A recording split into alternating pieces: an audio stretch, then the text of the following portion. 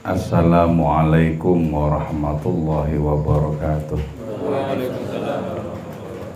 Bismillahirrahmanirrahim. Hamdan wa thana'an laka ya Allah, salatan wa salaman laka ya Habiballah, wa ala alika wa ashabika ya khair khalqillah laka ya Rasulullah, wa li jami' man itaba'dinaka ya Habiballah haqiqatan min ladun adam la yaumil qiyam, wa nakhussu khususan minhum ila hadratis Syekh Abdul Qadir Jailani qaddasallahu sirrahu radhiyallahu lana wa lahumul Fatihah.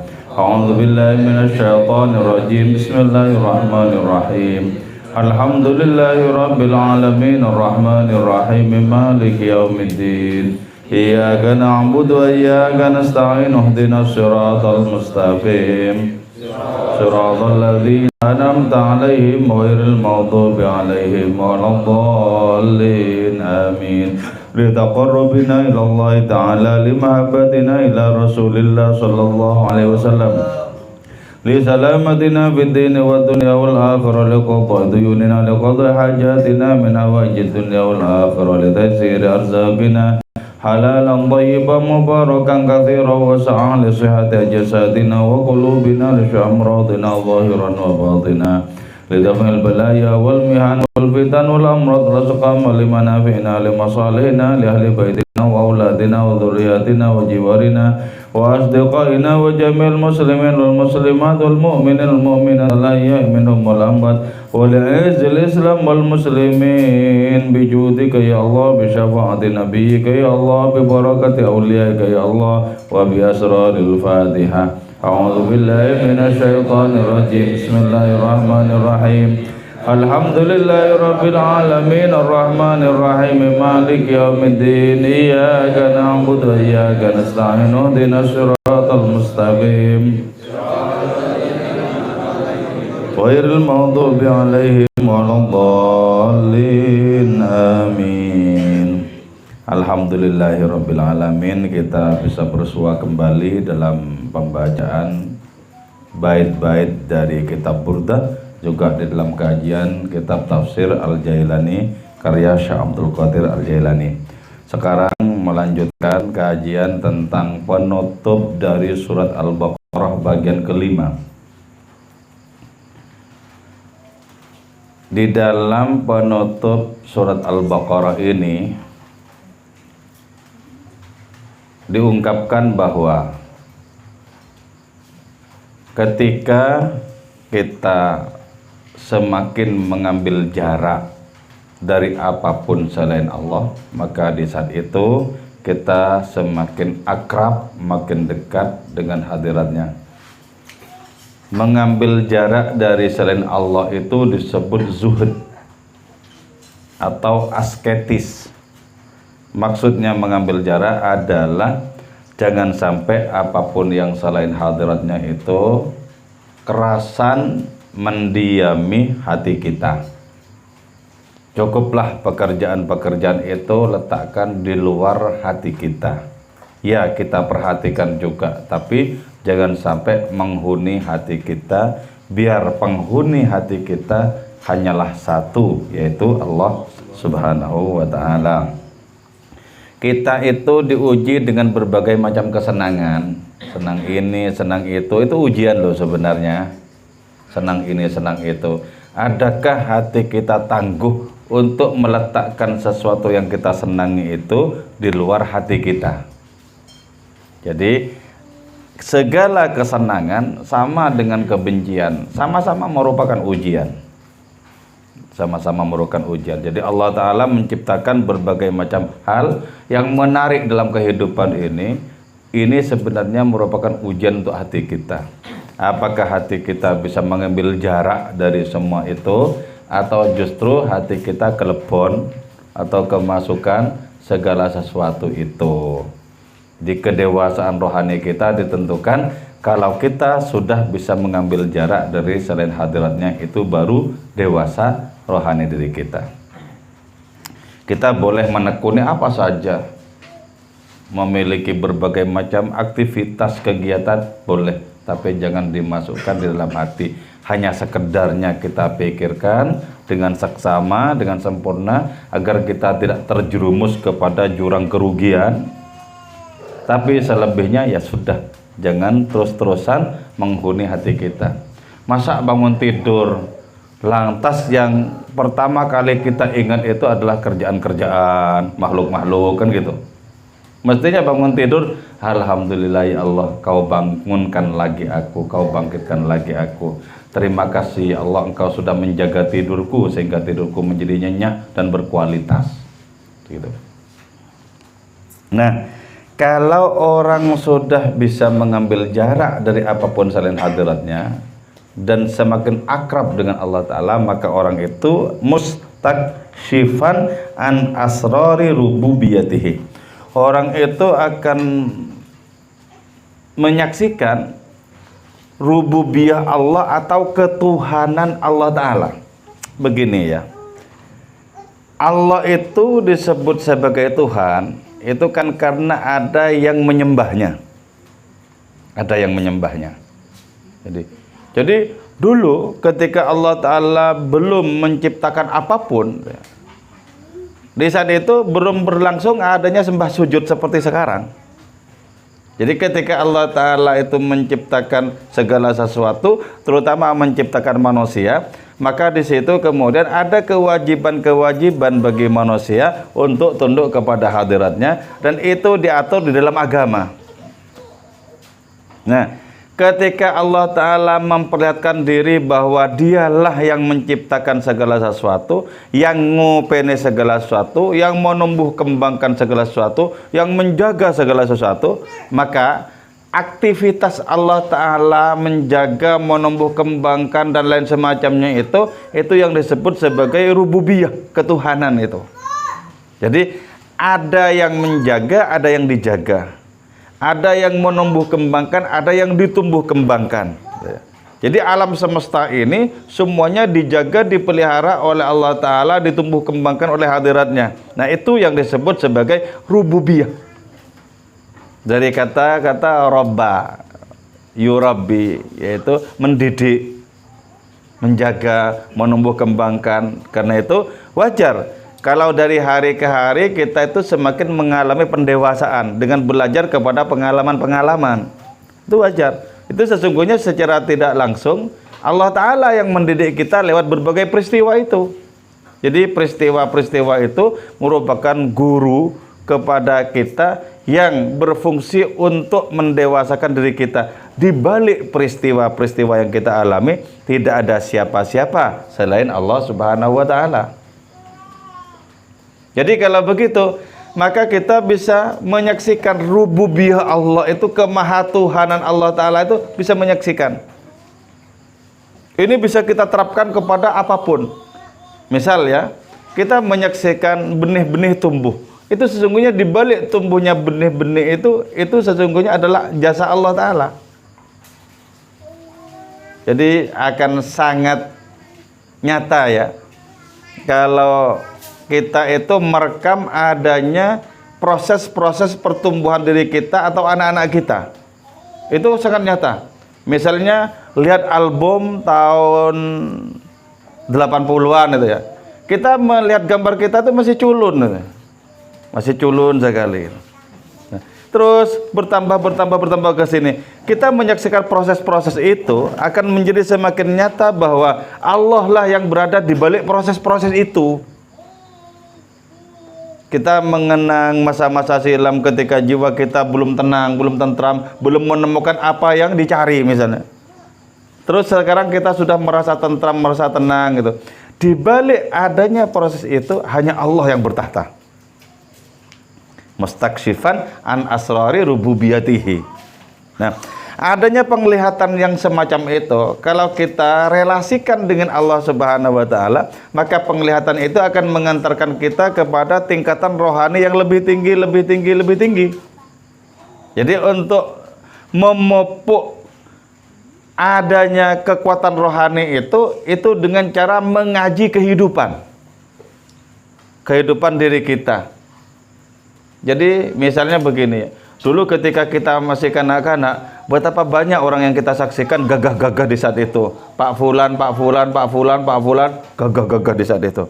Ketika kita sudah berkepala 5, kemudian kita mencari-cari di mana itu orang-orang yang gagah di masa lalu itu. Ternyata kebanyakan mereka itu sudah meninggalkan kehidupan alam fana ini.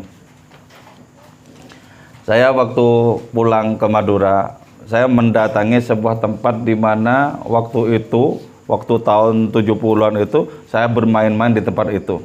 Sekarang tempat itu sudah tidak ada orangnya sama sekali. Dulu menjadi tempat lalu lalang. Saya masih ingat ada saudara saya itu bikin api unggun, terus kemudian saya takjub karena api unggun itu dilompati, dan orang yang melompati itu kok bisa tidak terbakar, padahal saya akhirnya tahu itu karena kecepatan saja. Orangnya pakai sarung melompati api unggun, nggak terbakar. Waktu itu kagum saya, dan waktu itu saya tidak bisa melompat itu. Nah, kemudian saya mengenang orang itu karena sudah meninggal. Saya datang ke tempat itu sendirian, tidak ada siapa-siapa, dan saya berbicara dengan bayangannya saudara yang sudah meninggal itu. Kaudin, sini kamu kalau mau lompati api lagi. Jadi tempat yang dulu lalu lalang, ramai dengan lalu lalang orang-orang itu sekarang sudah sepi. Nah, kemana itu semua? Itu semua tidak lain sudah dimakan oleh arus waktu. Yang berada di balik arus waktu itu adalah Allah Ta'ala. Karena itu la tasubbud dahra fa inni anad dahr, firman Allah Ta'ala, jangan kalian mencaci maki waktu, karena sesungguhnya akulah waktu itu. Jadi yang berada di balik perubahan-perubahan itu adalah Allah Subhanahu wa Ta'ala. Nah, di situ kita menyaksikan dengan gamblang rububiyahnya, kemahatuhanannya Allah Ta'ala itu. Coba kita misalnya menyaksikan pergantian musim setiap setengah tahun itu ya. Pergantian musim. Dari musim panas ke musim hujan terus begitu. Yang berada di balik pergantian musim itu Allah Ta'ala. Bukan siapa-siapa. Jadi Allah yang memerankan segala macam perubahan di dunia ini. Karena itu kita bisa tergetar ya sesungguhnya. Dengan hanya menyaksikan hujan yang turun, kita bisa tergetar. Kita mungkin bisa mengembangkan imajinasi dengan bertanya-tanya, kemarin-kemarin kemana engkau kok tidak turun-turun? Atau ketika tiap hari turun, loh kok keterlaluan seringnya turun-turun kamu? Jadi kita bisa mengembangkan imajinasi sebagaimana para sastrawan, kemudian berbicara dengan perubahan musim itu. Nah, di balik itu cuma Allah yang Maha Tunggal itu mengendalikan berbagai macam perubahan, dikendalikan semuanya itu. Itu rububiyah namanya. Jadi karena itu ya, ada seorang wali pernah berjumpa dengan Nabi Khidir. Terus si wali ini tanya, Nabi Khidir, jenengan umurnya itu sudah ribuan tahun. Coba saya minta tolong ceritakan pengalaman jenengan yang paling berkesan. Kata si wali kepada Nabi Khidir. Begini kata Nabi Khidir itu. Saya pernah mendatangi sebuah tempat itu masih hutan belantara, rimbun sekali, tidak ada jejak manusia di situ. Tempat itu kemudian saya tinggalkan selama 500 tahun. Ketika saya datang lagi ke tempat itu 500 tahun kemudian, ternyata tempat itu sudah gemerlap dengan lampu-lampu, sudah berubah menjadi kota. Saya tanya kepada orang yang tertua di kota itu, sejak kapan tempat ini berubah jadi kota? Ya, sejak saya tahu, sejak bapak saya, sejak bapaknya bapak saya, sejak bapaknya kakek saya, ya memang kota ini. Jadi gitu loh. Jadi padahal Nabi Khidir itu pertama kali melihat itu adalah hutan belantara yang sangat rimbun, sangat kelam. Kemudian 500 tahun kemudian itu berubah menjadi kota. Ditinggalkan lagi sama Nabi Khidir selama 500 tahun lagi. 500 tahun berikutnya didatangi, sudah berubah menjadi pantai. Kota itu sudah tidak ada. Ada orang mancing di pantai itu. Ditanyakan sama Nabi Khidir, sejak kapan tempat ini berubah jadi pantai? Sejak saya tahu, sejak bapak saya, sejak bapaknya bapak saya, sebab bapaknya kakek saya, sejak itu ya memang pantai katanya. Kemudian Nabi Khidir bilang, ketahuilah bahwa pertama kali saya sampai di tempat ini baru hutan belantara. 500 tahun kemudian saya jenguk lagi, berubah menjadi kota. 500 tahun berikutnya berubah menjadi pantai yang kau huni sekarang ini. Loh. Jadi perubahan-perubahan itu begitu cepat loh ternyata. Begitu cepat. Nah, di balik cepatnya perubahan itu cuma tangan kemahaan Allah Subhanahu wa taala, tidak ada tangan yang lain. Saya tahun 92 nyampe di Yogyakarta. Jogja itu masih desa, sedesa-desanya. Masih sepi. Sepanjang selokan Mataram tidak ada satupun gubuk. Sekarang sudah penuh. Jadi begitu cepatnya perubahan-perubahan itu. Dan dengan perubahan itu sesungguhnya Allah Ta'ala memperkenalkan diri. Aku loh yang berada di balik segala perubahan itu. Kalau secara personal, aku loh yang berada di balik rambutmu yang semula hitam jadi putih, itu aku. Maksudnya yang menciptakan uban itu aku sebenarnya. Aku loh yang berada di balik gigi-gigimu yang kokoh, lantas perlahan-lahan menjadi ompong. Aku itu. Aku yang berada di balik perubahan semenjak engkau kulitnya kencang kemudian menjadi kendor keriput-keriput, itu aku. Jadi gitu loh. Jadi Allah Ta'ala sesungguhnya senantiasa berkiprah di dalam kehidupan ini, tapi seringkali apa? Seringkali luput dari perhatian spiritual kita, dari perhatian rohani diri kita. Oke, itu yang disebut dengan mustaksyifan an asrari rububiyatihi. Itu kalau orang semakin dekat kepada Allah Subhanahu wa taala, makin gamblang itu. Makin gamblang. Kemudian sadar, oh sekarang sudah bukan kanak-kanak lagi. Oh sekarang sudah waktunya menepi, menemukan kehusukan dalam menghadapkan diri kepada Allah. Sekarang waktunya sudah betul-betul serius menghadapkan diri kepada hadiratnya. Nah begitu kalau orang sadar. Kalau enggak sadar, ya tidak ada gunanya perubahan-perubahan itu. Bahkan rambut menjadi putih, gigi menjadi semakin tanggal, tetap tidak ada gunanya kalau orang tidak mengambil pelajaran. Padahal ya, yang namanya rambut beruban itu peringatan itu. Peringatan. Yang pertama kali orang mengalami uban itu, yang pertama kali Nabi Ibrahim. Sebelum Nabi Ibrahim tidak ada orang beruban. Nabi Ibrahim. Ketika pertama kali muncul uban di kepala Nabi Ibrahim itu terkejut. Waduh, apa ini? Tanya kepada Allah Ta'ala, ini apa ya Allah? Allah menjawab, itu adalah tanda engkau tentram, engkau tenang, engkau sudah damai. Jadi karena itu kalau orang beruban itu harus ditandai oleh damai, tentram. Kalau beruban tapi masih berulah, waduh, bahaya itu. Jadi yang disebut oleh kitab Burdah bahwa tamu yang agung itu tidak dihormati. Padahal uban itu adalah tamu yang sangat penting sebenarnya. Dan ketika tamu itu bertandang ke rumah seseorang, ke kepala seseorang, tamu itu tidak akan pulang-pulang sampai membawa orangnya itu. Jadi nggak pulang-pulang gitu tamu itu. Walaupun disemir, misalnya tumbuhnya tetap uban. Jadi nggak pulang-pulang kecuali membawa tuan rumahnya ke kuburan. Jadi tidak lantas menjadi muda lagi hanya karena disemir. Terus mustahdiyan min zallali hidayatihi bimutaba'ati nabiyhi.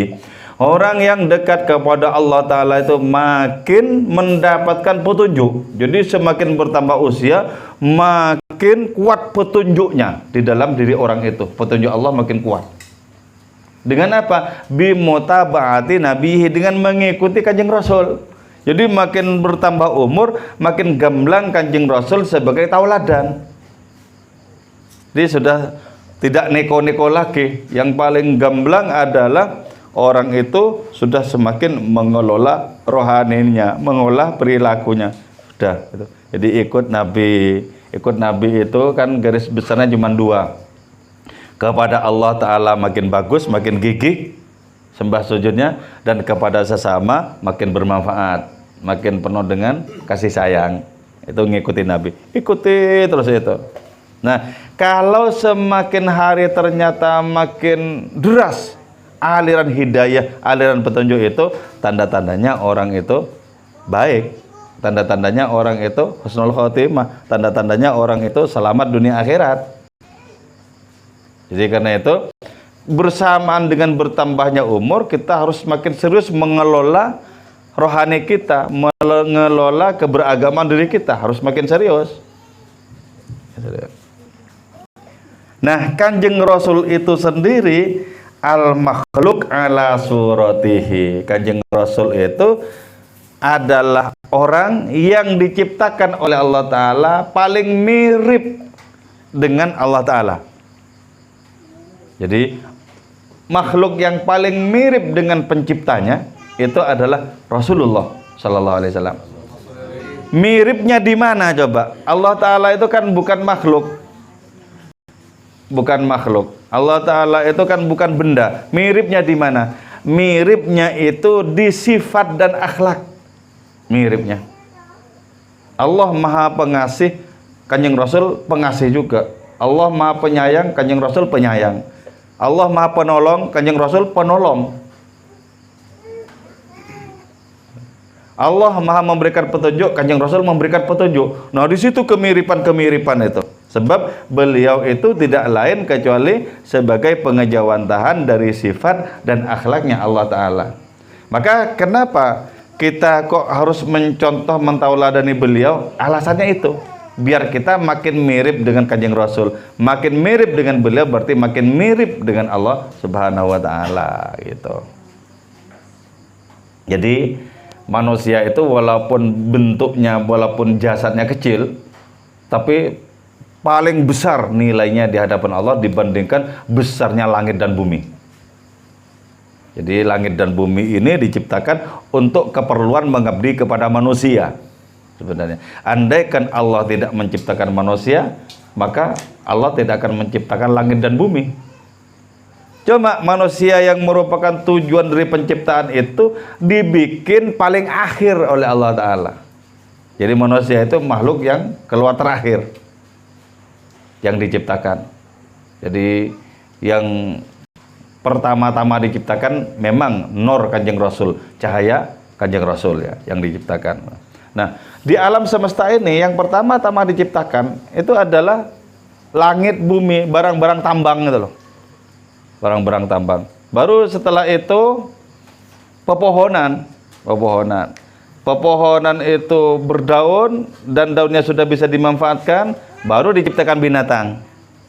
Jadi sebelum Allah menciptakan binatang, daun-daunan itu tidak tahu keperluannya itu apa, manfaatnya daun-daun itu apa. Baru setelah menciptakan binatang, oh aku dimakan. Terus binatang-binatang itu tidak tahu untuk apa diciptakan, kecuali setelah diciptakan manusia. Oh ternyata dimanfaatkan oleh manusia. Jadi manusia ini merupakan makhluk yang terakhir yang dimunculkan dalam kehidupan. Tapi walaupun terakhir, itulah sesungguhnya merupakan tujuan Allah Ta'ala menciptakan segala sesuatu. Itu manusia, kita ini. Jadi manusia itu memiliki kemiripan nilai, kemiripan akhlak dengan Allah Subhanahu wa Ta'ala. Jadi siapa orang lebih mirip dengan Allah Ta'ala akhlaknya, dengan Allah Ta'ala sifatnya, maka orang itu lebih dekat dengan hadiratnya. Jadi kita itu diberi potensi untuk semakin memiripkan diri dengan Rasulullah, memiripkan diri dengan Allah Subhanahu wa Ta'ala. Al-mab'uts ala jami'i bariyatihi, Kanjeng Rasul itu diutus untuk seluruh makhluk. Apa contohnya kok untuk seluruh makhluk ya? Jadi begini, kan yang pertama kali diciptakan itu cahaya Nabi. Dari cahaya Nabi itu diciptakan seluruh alam semesta. Nah, cahaya Nabi ini murni merupakan rahmatnya Allah Ta'ala. Karena itu ketika segala sesuatu diciptakan lewat cahaya Nabi, maka otomatis segala sesuatu itu mendapatkan rahmatnya Nabi. Nah, rahmatnya Nabi itulah yang kemudian disebut beliau itu rahmat bagi seluruh alam raya. Jadi karena itu diutus tidak hanya untuk bangsa manusia dan bangsa jin, tapi untuk seluruh komponen-komponen, seluruh anasir alam raya, diutus kepada semuanya itu. Maka bisa dipastikan di dalam segala sesuatu itu ada stempel Nabi, sebagaimana ada stempelnya Allah Ta'ala di dalam segala sesuatu itu. Jadi yang mendapatkan manfaat dari dilahirkannya Nabi itu tidak saja orang beriman, orang kafir sekalipun dapat manfaat dengan cara ditundanya siksaan oleh Allah Ta'ala ketika mereka melakukan kekufuran dan pengingkaran, ditunda. Coba kalau umatnya Nabi terdahulu sekali mengerjakan dosa-dosa langsung turunkan azab juga di saat itu. Nah, kita umatnya Nabi Muhammad ini enggak. Apa tujuannya? Siapa tahu masih muncul nanti suatu saat adanya keinsafan. Jadi kalau sekarang gemar menumpuk-numpuk dosa, siapa tahu 3 hari sebelum meninggalnya sudah bertobat. Kan boleh jadi.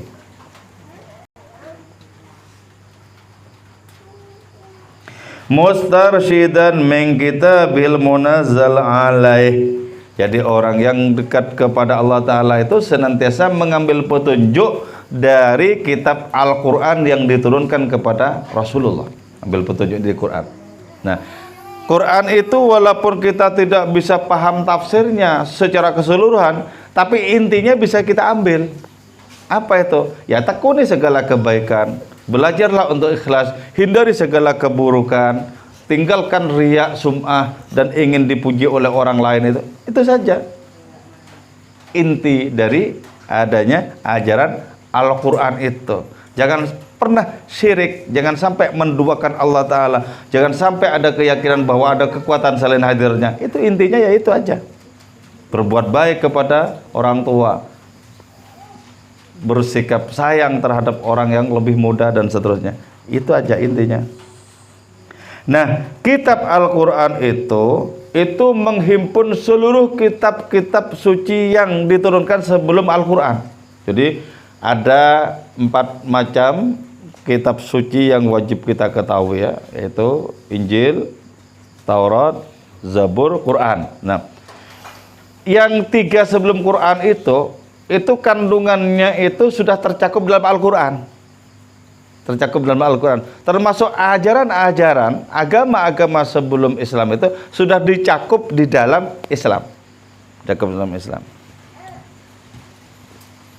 Bahkan ada ajaran dalam Islam yang tidak ada di ajaran sebelumnya. Apa itu? Rukuk. Jadi ya, orang-orang dari kalangan umat Yahudi Nasrani itu di zaman Nabi Musa, zamannya Nabi Isa, di zamannya Nabi Daud itu kalau sholat dari berdiri langsung sujud. Nah, rukuk itu hanya untuk Rasulullah dan umatnya. Apa artinya rukuk itu? Rukuk itu adalah gerakan ke samping. Jadi agama Islam mengajarkan adanya hubungan sosial diri kita. Mengajarkan bagaimana baik dengan tetangga, dengan sesama. Itu ajaran Islam. Jadi ajaran Islam itu bukanlah ajaran yang menganjurkan umatnya untuk masuk ke gua-gua menyepi. Enggak. Justru solehnya kita di hadapan Allah Ta'ala wajib diterjemahkan dalam kesolehan dengan sesama.